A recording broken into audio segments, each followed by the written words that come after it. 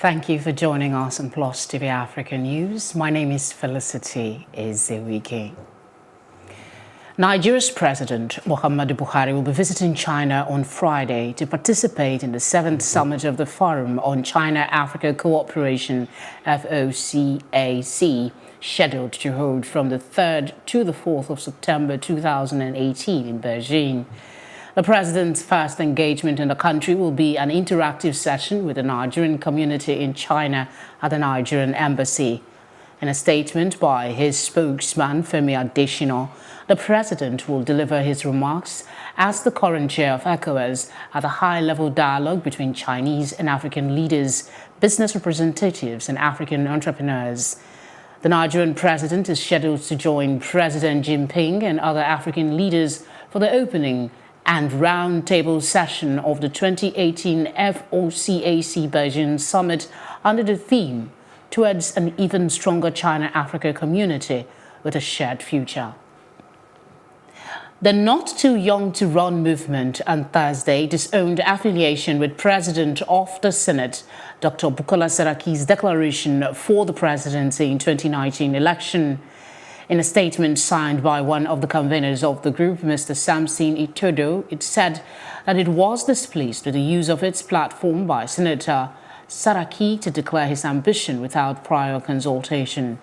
The group said that as part of efforts to promote youth candidacy and democratic primaries, it had commenced a series of public town hall meetings with the leadership of political parties and young aspirants. According to it, this is to address the challenges faced by young aspirants in securing party tickets. Senate President Bukola Saraki has replied to the Not Too Young to Run group over a statement it issued yesterday, disassociating itself from the Saraki's 2019 presidential declaration at an event it organized in Abuja on Thursday. Yusuf Olaniyonu, media aide to the president of the Senate, said, and I quote, "Our attention has been drawn to a statement issued by the Not Too Young to Run movement on Dr. Saraki's announcement of his presidential ambition at the event organized by the group in Abuja on Thursday. We wish to clarify that the group had no prior knowledge of the declaration and therefore had nothing to do with it." End of quote. The Not Too Young to Run movement on Thursday had disowned affiliation with President of the Senate, Dr. Bukola Saraki's declaration for the presidency in the 2019 election. Still in politics, Nyesom Wike of Rivers State has called on presidential aspirants contesting on the platform of the People's Democratic Party, PDP, to forge a common front to remove the All Progressive Congress APC-led federal government from power. He also urged the aspirants to support whoever emerges as the PDP presidential candidate after the party's primary, stating that power comes from God. He said, and I quote, "What we are saying is that all of us must put our heads together to remove this government that does not mean well for Nigerians." He went on to say that power comes from God. If God says it is you, there is nothing any man can do about it.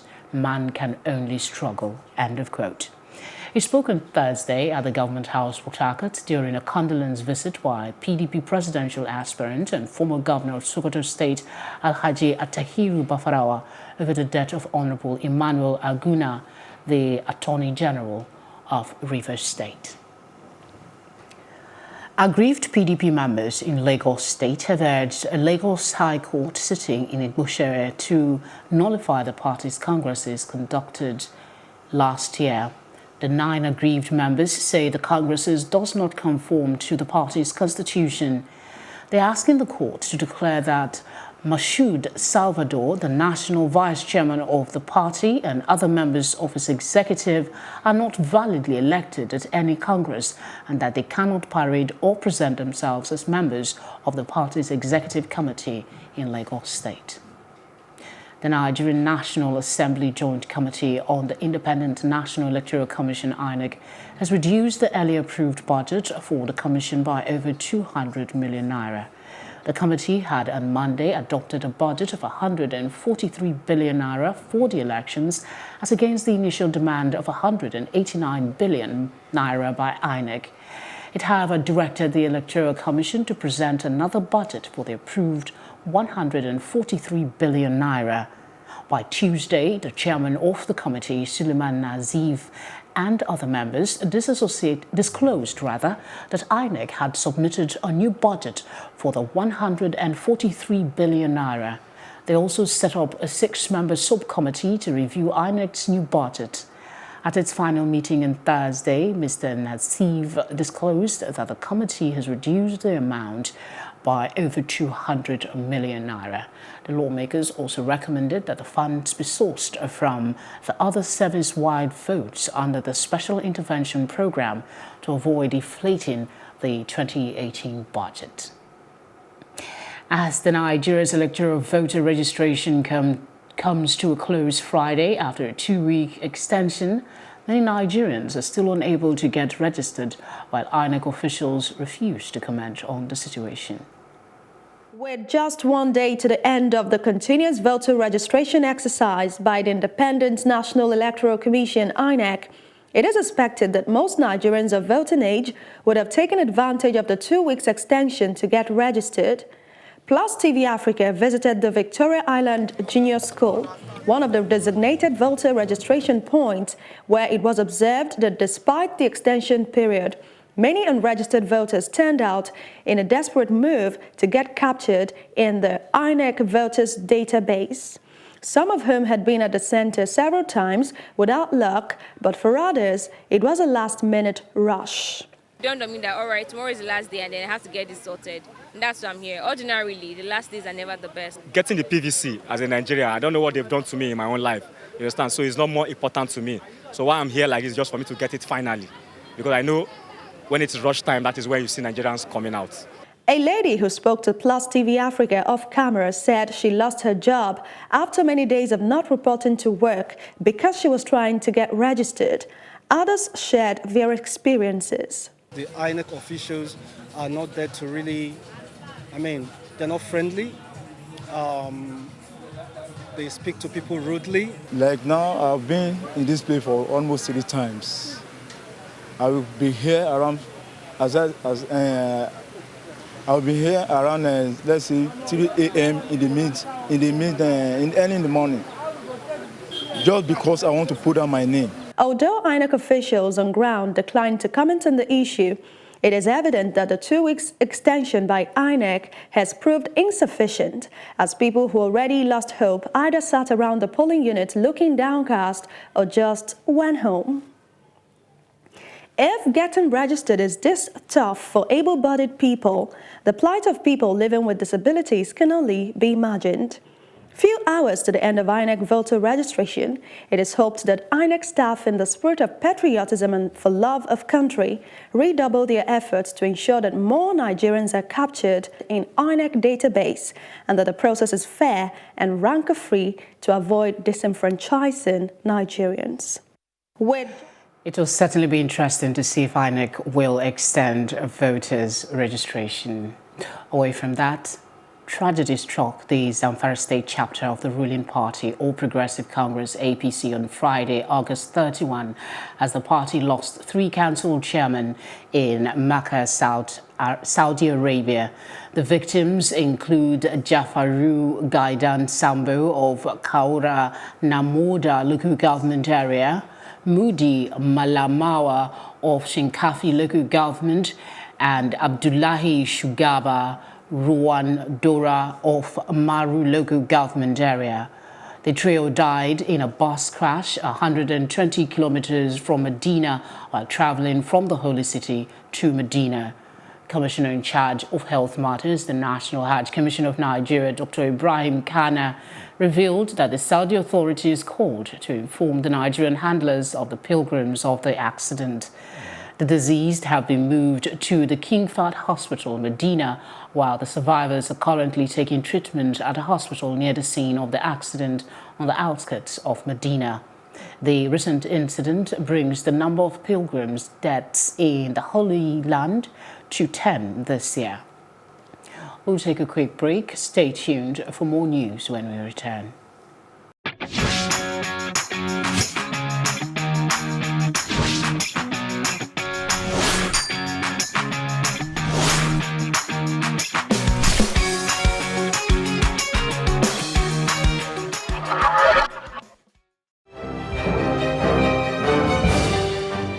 You're still watching News on the Hour on Plus TV Africa. We move over to Algeria, where we hear that the cholera outbreak that struck that country this month is now confined to one of the 6 areas originally affected, and the number of hospital patients is falling, the government said on Thursday. The epidemic is now limited to Blida area located around 50 kilometers south of Algiers, the health ministry said in a statement. The outbreak in early August was Algeria's first for 22 years. The number of people newly hospitalized with suspected cholera has fallen by 56% in the past 3 days, and 61% of the approximately 200 patients hospitalized since the outbreak began have returned home. Between the start of the outbreak and August 28, there have been 62 confirmed cases, including 2 deaths, the ministry said. Ugandan pop star and MP Bobi Wine has been prevented from leaving the country to seek medical treatment despite being granted bail, his lawyers say. He was charged with treason last week following the alleged stoning of President Yoweri Museveni's convoy. On Monday, a judge said he did not constitute a flight risk and granted him bail, along with 32 other opposition politicians who had also been charged. He was rearrested at the airport, even though the judge had let him have his passport because he needed to leave the country for medical reasons, Robert Amsterdam told the BBC. He was violently thrown into a police ambulance. The lawyers have no idea where he is being taken, and they're all really worried, he said. Malawi's former president, Joyce Banda, will be seeking another mandate to run the country after her People's Party PP chose her to lead it into next year's national elections. Ms. Banda, who recently returned home after 4 years of self-imposed exile, was elected as PP's presidential flag bearer on Thursday. She said, and I quote, "I am ready to work hard because the mandate has come from you. I am more rejuvenated because poverty has become worse since the PP left office," end of quote. Banda garnered 1,183 party votes against her little-known opponent, Leonard Mfidza, who pooled 23 votes. 2 people don't win in a race. It's always 1 person who wins in any race. So here I actually congratulate Her Excellency Dr. Joyce Banda for winning, and I appreciate her very much as well for giving me the opportunity of competing in this election. We are greatly humbled as a new committee. As you saw, it was highly competitive. The outcomes of the elections were really unexpected. And I myself did not take my competitor for granted. We, therefore, must not take the people for granted, the people that have elected us. We must respect them. When we return, we'll bring you updates on the Inter-Korean Summit and much more. Don't go away.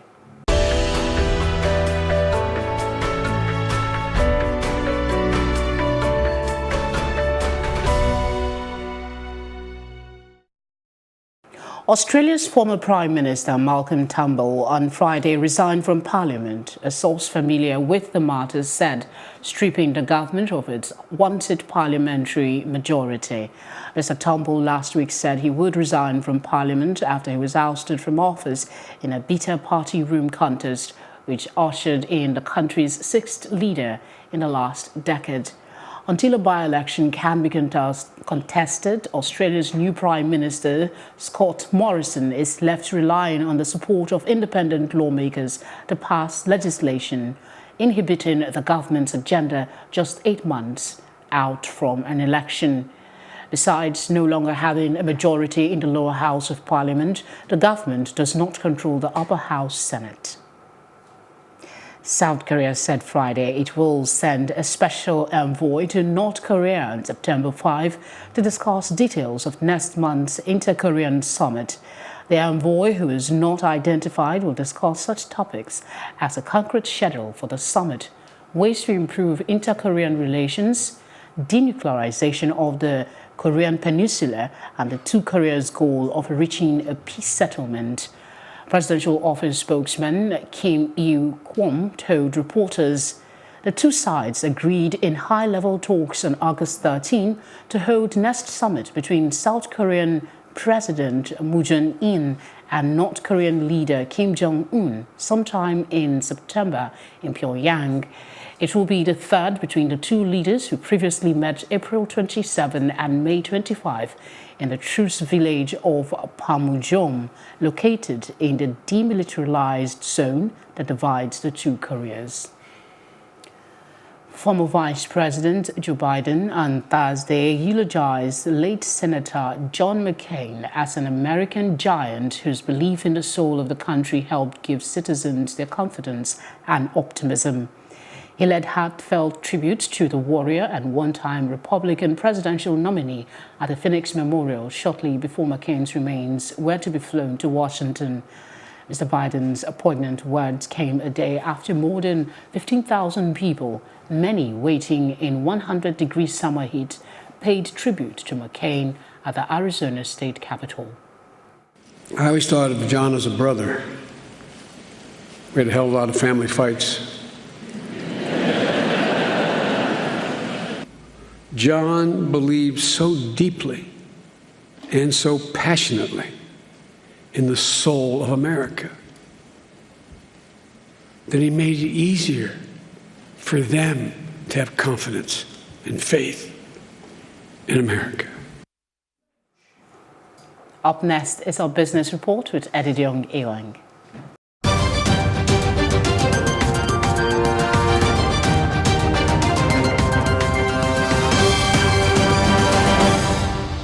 This is Business News, and I'm Edidiong Ewang. Well, the Federation Account Allocation Committee has set up a committee to establish rules that would guide the effective management of the excess crude account. The committee, under the chairmanship of the Delta State Commissioner of Finance, David Edevbi, has up to 1 month to submit his report. Meanwhile, the Minister of Finance, Kemi Adeosun, confirmed the development while briefing journalists shortly after the August meeting of FAC members. She also said the committee was set up to carry out a comprehensive review of the reporting template of the Nigerian National Petroleum Corporation that would submit its draft report to the committee next month. Now, in relation to US-China trade war, crude prices have dropped with fears that the war would intensify. But US sanctions against Iran's oil export and falling Venezuelan output has prevented bigger falls. International Brent crude oil futures were at $77.64 per barrel. That's down 13 cents from their last close. U.S. West Texas Intermediate crude futures remained unchanged at $70.25 a barrel. However, analysts caution that trade disputes could start to drag on economic growth and, by extension, fuel demand. Well, in the bid to become more health conscious, Coca-Cola has agreed to buy the world's second largest coffee chain, Costa, from Whitbread PLC for $5.1 billion. This deal comes with Coca-Cola trying to move away from fizzy drinks toward more healthier options for increasingly health-conscious consumers. This was announced by Whitbread in a statement on Friday. The deal will give Coca-Cola almost 4,000 coffee outlets in the UK and across Europe. Well, that is on Business News, but still to come is our roundup on entertainment and sports. Don't go away.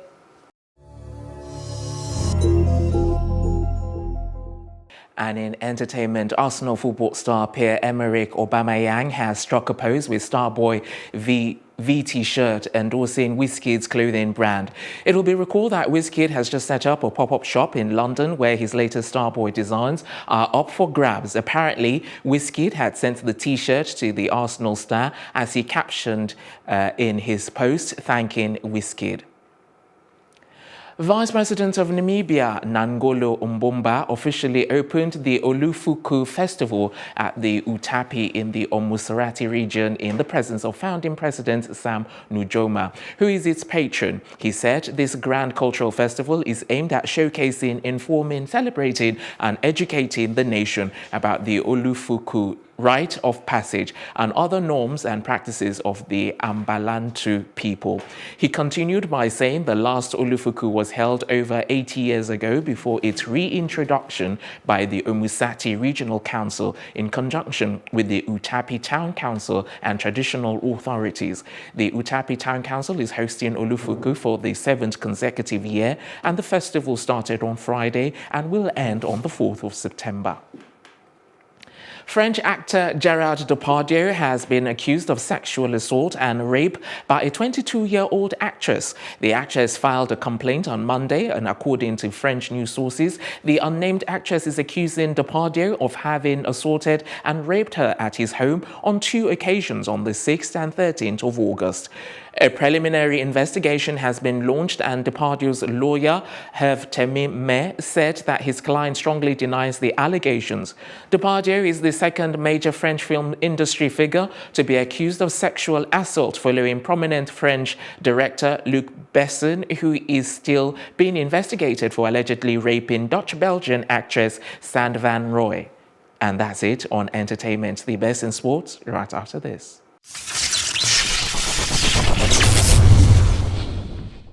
Welcome to Sports Update on Plus TV Africa. I'm Maroon Folukufeji. World number 2 Roger Federer continues his bid for a record 6th US Open title with an easy 7-5, 6-4, 6-4 win over France's Benoit Paire to advance to the 3rd round. This was the 6th meeting between the two men, with Federer coming out on top in all the previous encounters. Federer will play Australia's Nick Kyrgios in the 3rd round. Elsewhere, Wimbledon champion Novak Djokovic advanced to the 3rd round of the US Open on Thursday with a 6-1, 6-3, 6-7, 6-2 win over American tennis Sandgren. Djokovic will meet Richard Gasquet in the next round.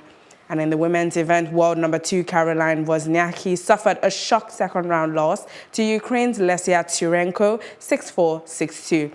Earlier in the competition, world number 1 Simona Halep was eliminated in the 1st round.